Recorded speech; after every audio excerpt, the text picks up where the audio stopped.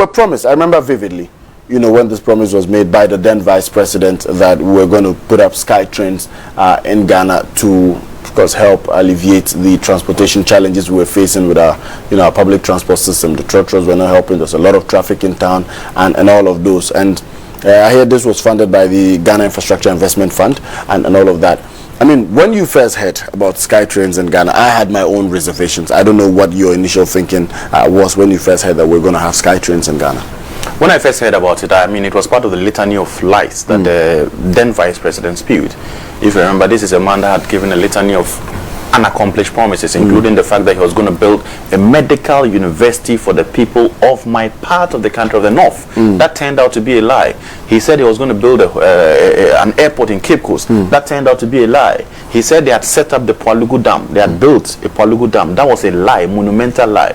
So hearing about SkyTrain, I was like, when you hear anything from Alhaji Bawumia, you'd have to be careful about that. So I took it with a pinch of salt. And even with routes, he said they were going to make do concrete routes all across this country. That was also a lie.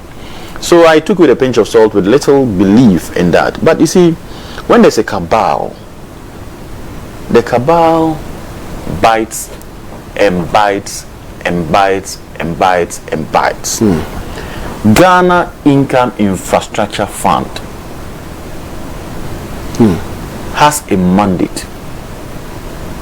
What we are hearing so far is under the Ministry of Railway. Okay. What we are hearing so far is that the board chairman, in the person of Professor Christopher Amewu, sanctioned the withdrawal of $2 million from the accounts of the GIIF in cahoot with the CEO Solomon Asamoah. Okay. An interesting legal question pops up. What is the legal capacity of a board chairman or even a member of a board to the day-to-day running of an organization?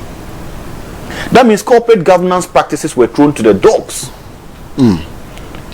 That's the only conclusion. Otherwise, a board chairman should have no nexus with how much money is taken and how much money is not taken out of the account of a company. Okay. But the real issue here is the fact that they took out that money under the guise of expending in furtherance of the SkyTrain project, when in actual fact they did not, and have so far not been able to account for that $2 million. That is criminal. That amounts to causing loss to the Republic of this country. That's stealing, naked stealing. They thought there would be no day for accountability. For the many times they bought Land Cruisers for their girlfriends, they thought there would be no accountability. For the many houses they bought for themselves and their girlfriends, they thought there would be no accountability. For the many times they traveled to most of the luxurious parts of this world and then partied on yachts and other things, they thought there would be no accountability. There will be accountability for the people of this country, and this will be championed by Attorney General Dominic Akurenting. But my concern in all of this is that how do we sit down and allow all of these things to happen? Monies to be withdrawn from accounts for no work done. It's a corporate governance practice. So exactly. So what kind of systems do we have in place in a lot of our state institutions that allow for an individual or two people to decide to withdraw money or take money out of, you know, the accounts of institutions with no form of, you know, due diligence being done? That so the CEO or the executive director or managing director can get up and unilaterally decide to sign and transfer money or take money from a state account. You see, from my understanding so far, in the public sector, you don't just spend money that is not budgeted. Exactly. It must have been budgeted, it must have been appropriated in the budget, you must have been permitted to spend it. So doing anything in excess of what has been budgeted to you is questionable. It is curious that they can withdraw this amount of money and claim that they have paid to somebody in Mauritius, and checks in Mauritius demonstrate that the address they have given us where they have paid is non-existent in Mauritius. Non-existent. So where did in the bank they say they can't. It's not there. So who did the monies go to? That is the question they must answer. Already we are hearing indications that one of them is at large in Senegal. he should come and face justice. And I like the stance of the Attorney General. Come and face justice, or we shall try you in absentia. The law allows that. If you are running away, you are not coming, and perhaps we have no extradition treaty with the country you are hiding in and cannot forcefully bring you back, we will try you in absentia. So what happens if you still decide not to come back? Yeah, we will get you some way, somehow. The arms of the law is long enough. Some way, somehow, it will catch you. I mean, because we've had instances of people being tried in absentia, and I mean, up until today, they have not showed up. Are you aware of any? Well, of course, there we can mention the names of what's her name? There's Tamaklo, you know, who was tried in absentia. Judgment was given. I mean, we've still not heard anything as to whether she's back home or not. Well, there are legal options available. Okay. And in her particular case, I doubt that Attorney General, you see, it brings about an interesting part of the discussion, whether or not justice is being served. Okay. Whether or not justice is truly being served. Okay. You see, soon or trying somebody in absentia should not be used as a political tool to witch hunt. Okay. You get the point? It must never be used as a tool. In the case of a former finance minister, he gave an excuse that he's unwell, provided medical records for as to why he cannot come at this point in time. What has the special prosecutor done? Has granted him some clemency. Absolutely. And said that, okay, based on the fact that you say you're unwell, we would understand. And then, do you remember that in the case of Madam Sedina, similar instances happened? Did the Attorney General grant those courtesies? No. So if someone is unwell, someone is, you know, suffering something terminally and cannot, for example, you're undergoing, I'm just giving an instance, you're undergoing cancer treatment in some part of the world. Perhaps we don't have the infrastructure here in Ghana to take care of you, and you're undergoing that treatment, and by virtue of that treatment you are going, you need constant medical, you cannot come. Yeah. Is that not grounds for there to be a certain understanding, all in the interest of justice? Absolutely. I just want us to discuss all of these things within that frame. Absolutely. And then distinguish between the case of Solomon Asamoah, who is not unwell, who is just cooling off in Senegal. People say, you know, he's cooling off in Senegal and all of that. Okay. The instances, the scenarios are different. Okay. But the long arm of the law will definitely catch up with them. The long arm of the law will definitely catch up with them. I've heard, of course, the Attorney General mention that, I mean, Solomon, even before what the Attorney General mentioned that, yes, I mean, if you don't come, you're going to be charged in absentia. But Solomon has come out to say, hey, I'm not hiding in Senegal. Then you come. Yes, I'm not hiding. I would come and face home. Justice. So we'll wait and see what happens to Solomon. But in the case of the SkyTrain scandal and juxtaposing that with the NSS scandals, are we likely to see the same kind of charges being leveled against them, or the charges are going to differ? They could be similar. Okay. They could be similar because, $2 million cannot be accounted for right now. Where did it go? Did you steal it? You look at the definition of stealing according to Act 29. Taking another person's property with the intent of depriving the person of use of that particular one. Okay. So we need to establish whether or not there was an intent for you to deprive the Republic of Ghana of the use of the said $2 million. Because how long has it been? Over 2 years. And nobody mistakenly takes $2 million from an account with an intention to, return it. Okay. I don't think so. So to that extent, I think squarely the charge of stealing can be there. You get the point. You deprived the state of the use of that money. Perhaps Ghana would have used it to settle some medical expense somewhere. We could have done that. Yeah. You've caused us some loss as a republic. So a number of charges. There's also falsification of documents, falsification of accounts. There are several charges in the criminal jurisprudence of this country that can be used to profile against them.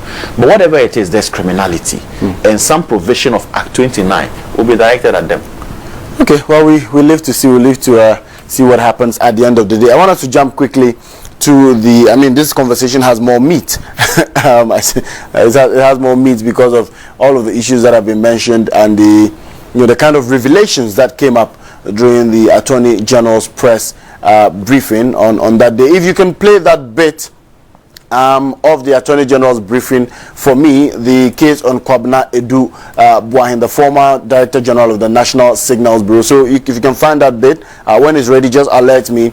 I'll get you to play that bit on the screens for us. So yeah, so when you find it, you let me know. But in the meantime, of course, let's put the infographics back on the National Signals Bureau, which has to do with, of course, financial misappropriation. So Kwabena Edu Buahin, the former Director General of the National Signals Bureau, and his wife, Angela J. Boateng, have been arrested and detained for allegedly diverting state funds amounting to 39,462,480 cedis without providing corresponding services. Now, details of the scandal followed. So the NSB scandal involves the alleged diversion of state funds amounting to 39,462,480 Ghana cedis by the former Director General and his wife Angela J. Boateng.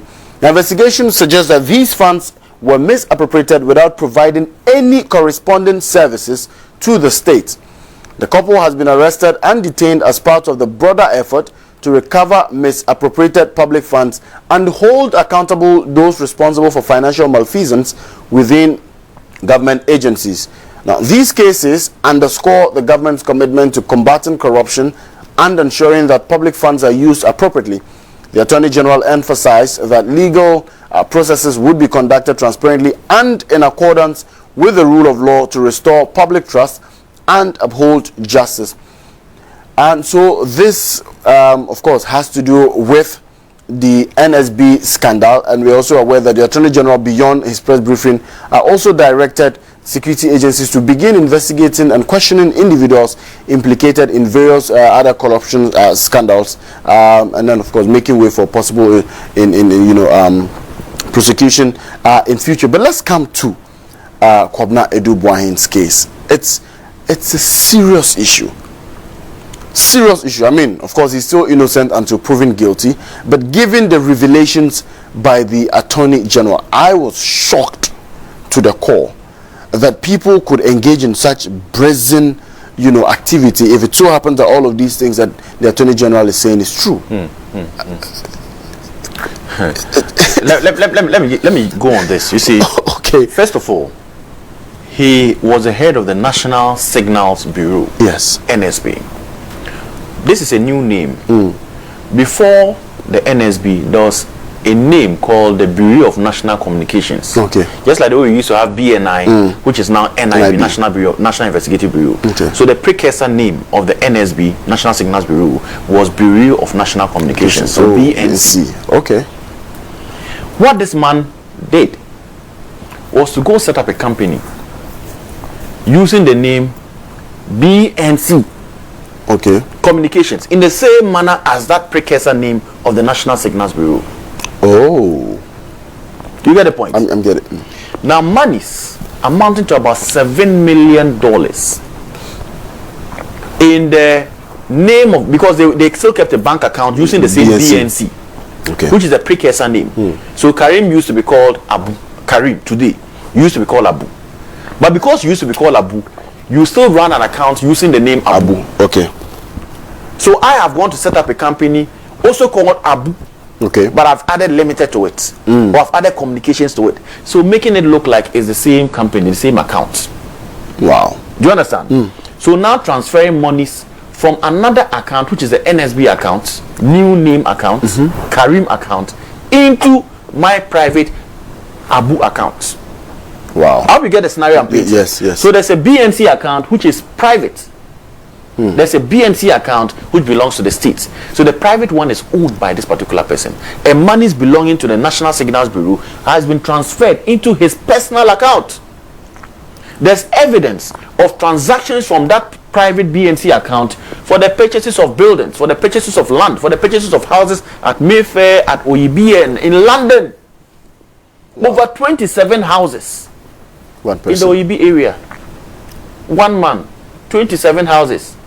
If you are to sleep in one room or in each of these houses, that means you sleep in all of the houses in one year. You can't even sleep in all of them. But I mean, it speaks to the greed. I've always said that leadership is cause. Every other thing is effect. Okay. So the leadership at the helm of affairs is what allowed for people to so wantonly dissipate the resources of this country. Well, 2 houses in London. 2 houses in London. How many of them are you going to sleep in? He didn't even think of building a hospital for his village. He didn't even think about that. 2 houses in London. 27 houses in OEB. Mayfair, about 3 or 4 houses. There's record of he transacting and sending money of 1 million for the purchase of some other houses in Mayfair, one of the plush areas of Accra. Yeah. Just opposite chain homes. Just opposite chain homes. Yeah. Plush area. Yeah. So I mean, accountability is here, and like I said, the government has a duty to ensure that we are able to hold all of these people to task. One thing I can say for sure is that there will be no persecution by this NDC government. Persecution as distinct from prosecution. The NDC will prosecute. The NDC will be fair and just in its prosecution. Absolutely. We will depart from the persecutions that the NPP championed. But one thing that is sure is that anyone that has stolen the resources of this country will pay for it. Anyone that has stolen the resources of this country would pay for it.